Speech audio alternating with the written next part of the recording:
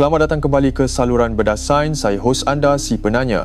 Hari ini kita tidak akan melihat ke langit untuk mencari misteri. Kita akan memandang ke bawah, jauh ke dalam hamparan biru yang meliputi 70% permukaan bumi kita. Pernahkah anda terfikir apabila anda melihat sebuah kapal kargo gergasi yang membawa ribuan kotak besi berwarna-warni itu melintasi ufuk, apa yang akan berlaku jika 1, 10 atau mungkin 100 daripada kotak itu jatuh ke dalam air? Mungkin anda beranggapan, itu besi berat. Pasti ia akan terus tenggelam ke dasar laut dan menjadi rumah ikan, bukan? Jawapannya tidak semudah itu. Dan realitinya jauh lebih menakutkan daripada apa yang kita sangkakan. Dalam episod kali ini, kita akan membedah satu fenomena yang menghantui para pelaut di seluruh dunia. Kita akan membincangkan tentang UFO.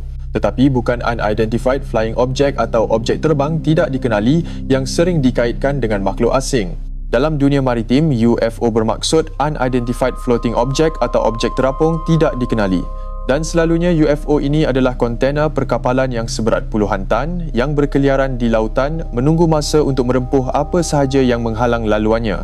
Kita akan menyelami fizik di sebalik mengapa kotak besi gergasi ini boleh terapung, bagaimana fenomena cuaca ganas seperti parametric rolling boleh melontar mereka keluar dari kapal, dan mengapa mainan itik plastik yang tumpah pada tahun 1992 menjadi kunci kepada pemahaman sains arus lautan kita hari ini.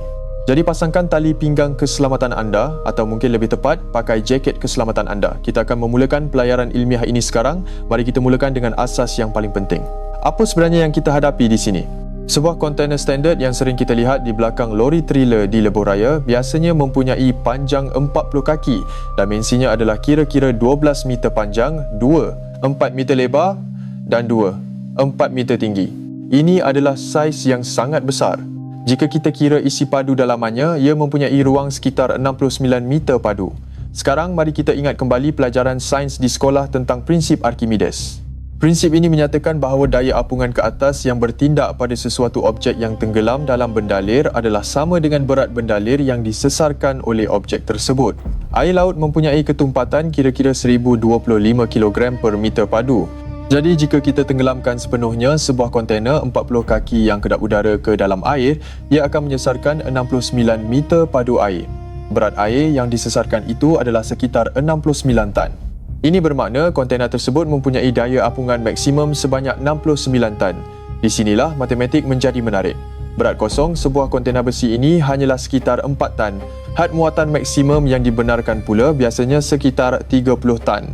Jadi walaupun kontainer itu dimuatkan sepenuhnya sehingga had maksimum 30 tan dan kita tambah berat besi kontainer itu sendiri sebanyak 4 tan, jumlah berat keseluruhannya baru 34 tan. Adakah anda nampak apa yang berlaku di sini? Berat keseluruhan 34 tan masih jauh lebih rendah daripada daya apungan 69 tan yang dimilikinya. Secara teorinya, jika kontainer itu kedap udara sepenuhnya dan tiada air yang masuk, ia tidak akan tenggelam. Ia akan terapung. Malah, ia akan terapung dengan sangat tinggi di permukaan air. Namun, realiti di laut tidak seindah teori di atas kertas. Kontainer tidak direka untuk menjadi kapal selam atau bot. Pintu kontainer mempunyai getah pengedap tetapi ia tidak direka untuk menahan tekanan air yang kuat atau rendaman yang lama. Perlahan-lahan air akan mula merembes masuk. Apabila air masuk, berat keseluruhan kontainer akan bertambah. Ia akan mula tenggelam sedikit demi sedikit dan di sinilah terciptanya fenomena yang paling berbahaya bagi pelaut iaitu keadaan yang dipanggil neutral buoyancy atau keapungan neutral. Keapungan neutral berlaku apabila ketumpatan objek hampir sama dengan ketumpatan air di sekelilingnya. Dalam keadaan ini, kontainer tersebut tidak timbul sepenuhnya di permukaan dan tidak juga tenggelam terus ke dasar. Ia akan terapung tepat di bawah permukaan air. Bayangkan sebuah bongkah besi seberat 20 atau 30 tan terapung hanya beberapa sentimeter di bawah permukaan ombak. Inilah yang dimaksudkan dengan UFO atau Unidentified Floating Object dalam istilah maritim. Mengapa ia dipanggil UFO? Kerana ia tidak dapat dikesan. Radar kapal, terutamanya radar X-band yang biasa digunakan untuk navigasi, berfungsi dengan memantulkan gelombang radio pada objek di atas permukaan air. Jika kontainer itu berada di bawah permukaan air atau hanya timbul sedikit saja di celah-celah ombak yang tinggi, radar tidak akan nampak apa-apa. Bagi kapal kargo gergasi, melanggar kontainer ini mungkin hanya menyebabkan calar atau bunyi dentuman kecil. Tetapi bayangkan jika anda berada di dalam sebuah kapal layar kecil atau bot nelayan gentian kaca yang sedang bergerak pada kelajuan 40 km sejam. Melanggar kontena besi yang pegun di dalam air pada kelajuan itu adalah sama seperti melanggar dinding konkrit dengan kereta anda. Ia boleh menyebabkan badan bot pecah, kebocoran serta-merta dan karam dalam masa beberapa minit sahaja. Ini adalah mimpi ngeri bagi pelayar solo di seluruh dunia. Tetapi adakah semua kontena sama? Tidak. Terdapat satu jenis kontena yang lebih degil dan lebih lama terapung berbanding yang lain. Ia dipanggil kontena reefer atau kontena sejuk beku. Kontena ini digunakan untuk membawa barangan yang memerlukan suhu terkawal seperti daging, buah-buahan atau ubat-ubatan. Apa yang membezakan reefer ialah dindingnya. Untuk mengekalkan suhu sejuk, dinding kontena reefer dilapisi dengan bahan penebat tebal, biasanya diperbuat daripada busa poliuretana. Busa ini bukan sahaja penebat haba yang baik, tetapi ia juga bertindak sebagai pelampung yang sangat efektif. Busa poliuretana mempunyai poket-poket udara yang terperangkap di dalamnya. Walaupun air berjaya masuk ke dalam ruang kargo kontena, lapisan penebat ini akan terus memberikan daya apungan tambahan. Akibatnya kontena reefer boleh terapung selama berminggu-minggu, malah berbulan-bulan lamanya sebelum ia hancur atau tenggelam sepenuhnya. Ia menjadi ranjau hanyut yang bergerak mengikut arus lautan, jauh dari lokasi asal ia jatuh. Sekarang kita sudah faham apa itu UFO di laut dan mengapa ia terapung. Persoalan seterusnya yang lebih besar ialah bagaimana kontena-kontena gergasi ini boleh jatuh dari kapal pada asalnya. Bukankah mereka dikunci? Bukankah teknologi perkapalan moden sudah canggih? Ya, mereka dikunci. Mekanisme yang digunakan dipanggil twist lock atau kunci pintal. Ini adalah penyambung logam yang diletakkan di setiap sudut kontena. Apabila kontena disusun bertingkat-tingkat di atas geladak kapal, twist lock ini akan diputar untuk mengunci kontena atas dengan kontena bawah, menjadikan mereka satu struktur yang kukuh. Namun, kekuatan twist lock ada hadnya. Dan lautan mempunyai cara tersendiri untuk menguji had tersebut dengan kejam. Punca utama kehilangan kontena boleh dibahagikan kepada 3 kategori besar: faktor cuaca ekstrim, kegagalan teknikal dan perubahan laluan pelayaran. Mari kita bedah faktor cuaca dahulu. Di lautan lepas, ombak bukan sekadar air yang bergerak, ia adalah tenaga yang sangat besar. Terdapat satu fenomena yang sangat digeruni oleh kapten kapal, iaitu parametric rolling atau olengan parametrik. Ini bukan olengan biasa. Olengan parametrik adalah fenomena resonans. Ia berlaku apabila tempoh olengan kapal berinteraksi dengan frekuensi ombak yang datang dari arah hadapan atau belakang kapal. Bayangkan anda sedang menolak buaian. Jika anda menolak pada masa yang tepat, buaian itu akan pergi semakin tinggi dan semakin tinggi dengan sedikit tenaga sahaja. Itulah resonance. Dalam kes kapal, apabila panjang kapal dan panjang ombak berada dalam nisbah tertentu, kapal boleh mula bergoyang ke kiri dan ke kanan secara ekstrim dalam masa yang sangat singkat. Kita bercakap tentang sudut gulingan melebihi 40 darjah. Cuba bayangkan anda berada di bangunan setinggi 10 tingkat dan tiba-tiba bangunan itu condong 40 darjah ke kiri, kemudian 40 darjah ke kanan berulang kali. Daya yang terhasil daripada pergerakan ini sangat luar biasa. Di bahagian paling atas susunan kontena, pecutan yang dialami boleh menjadi sangat kuat sehingga ia mematahkan twist lock yang diperbuat daripada keluli padu. Kontena-kontena di bahagian atas akan terpelanting keluar seperti mainan Lego yang disepak. Selain olengan parametrik, terdapat juga ancaman rogue wave atau ombak gergasi. Ini adalah ombak yang muncul secara tiba-tiba, selalunya 2 kali ganda lebih tinggi daripada ombak di sekelilingnya. Kita bercakap tentang dinding air setinggi 15 meter atau lebih yang menghentam kapal tanpa amaran. Hentaman ini boleh merosakkan struktur pengikat kontena dan menyapu bersih apa sahaja yang ada di geladak. Faktor kedua adalah perubahan laluan pelayaran global. Ini adalah isu geopolitik yang memberi kesan langsung kepada keselamatan maritim. Sejak kebelakangan ini, krisis di Laut Merah telah memaksa banyak syarikat perkapalan untuk mengubah laluan mereka. Mereka tidak lagi berani melalui terusan Suez kerana risiko serangan.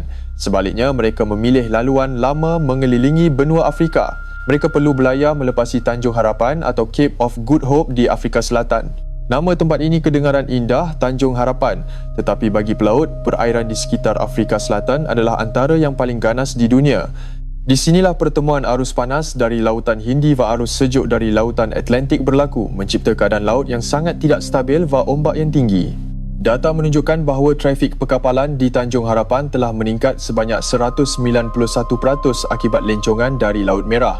Peningkatan mendadak ini bermakna lebih banyak kapal yang terdedah kepada cuaca buruk di kawasan tersebut. Statistik tidak menipu. Laporan menunjukkan bahawa 35% daripada kehilangan kontena global berlaku di perairan sekitar Afrika Selatan.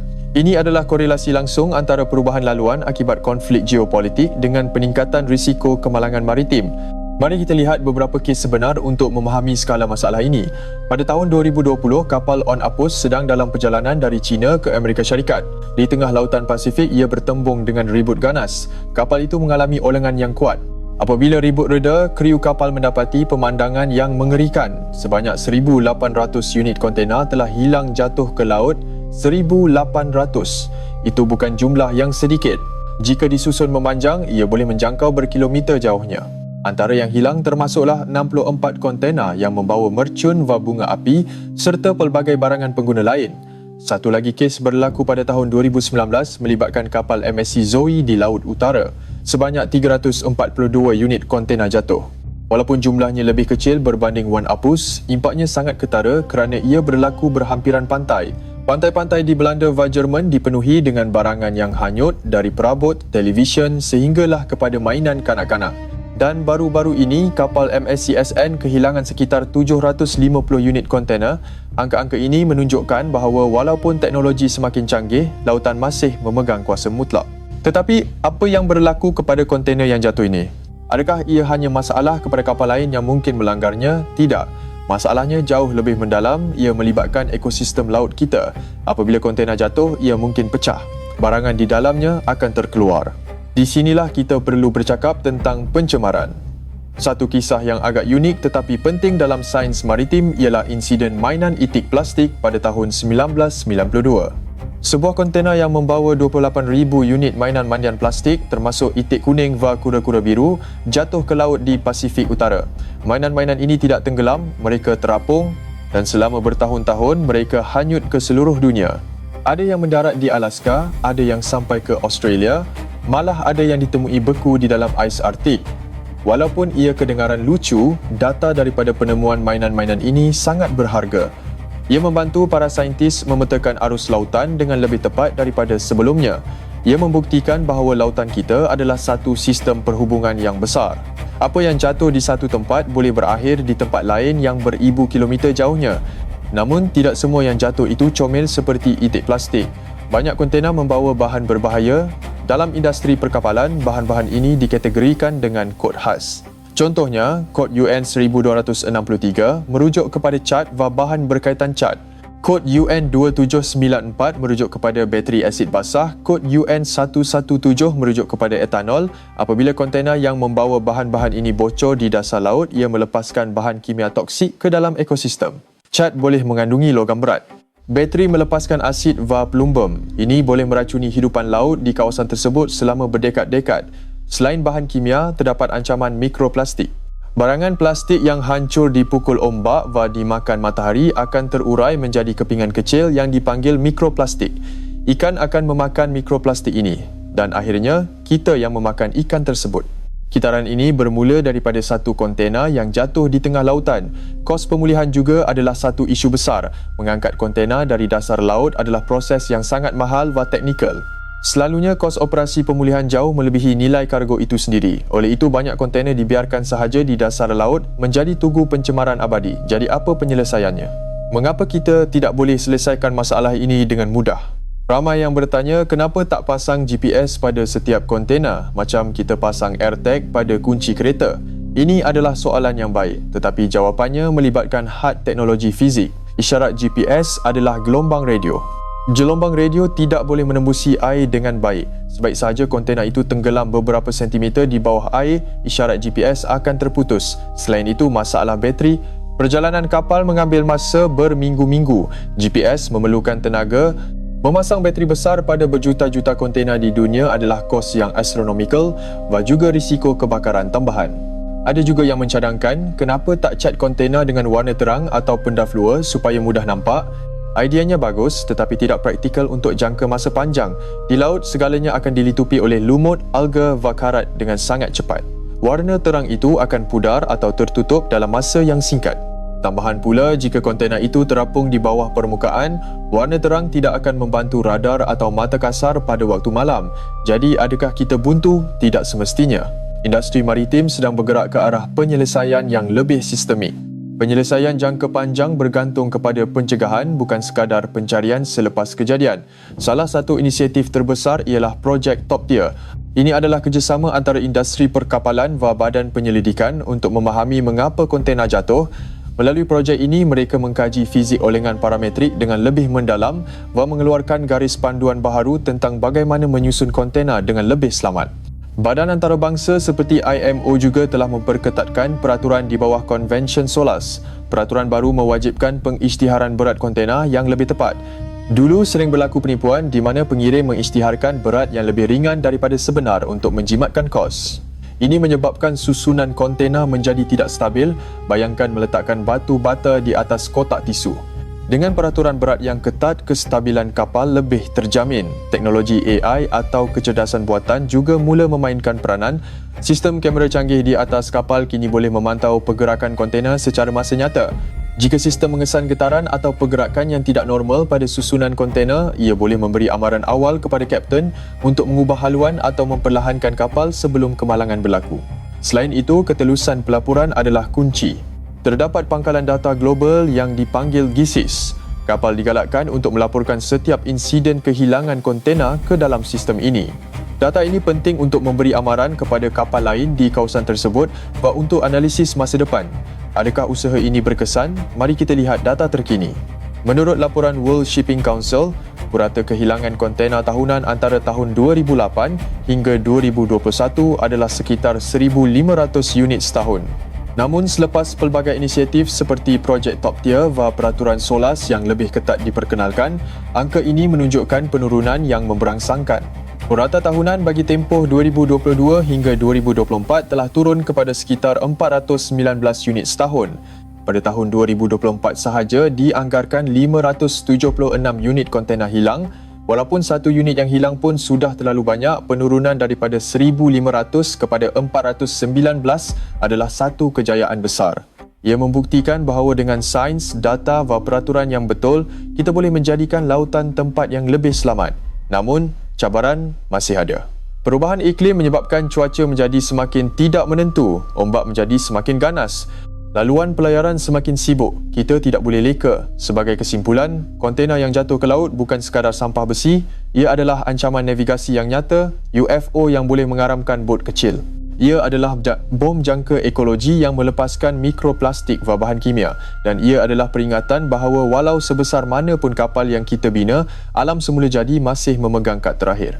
Kita telah belajar tentang fizik daya apungan yang membolehkan besi terapung. Kita telah memahami fenomena olengan parametrik yang menakutkan. Kita telah melihat bagaimana krisis geopolitik di Laut Merah memberi kesan kepada keselamatan di Tanjung Harapan. Dan kita telah melihat bagaimana data dari mainan itik plastik membantu kita memahami dunia. Apa yang boleh kita lakukan? Sebagai pengguna, kita mungkin tidak boleh mengawal kapal. Tetapi kesedaran kita tentang kos sebenar barangan yang kita beli adalah penting. Setiap barang yang sampai ke tangan kita mungkin telah menempuh perjalanan penuh bahaya di lautan. Terima kasih kerana menyertai saya, si penanya, dalam episod Bedah Sains kali ini. Jika anda mendapati maklumat ini bermanfaat, jangan lupa untuk berkongsi pengetahuan ini. Lautan kita adalah tanggungjawab bersama.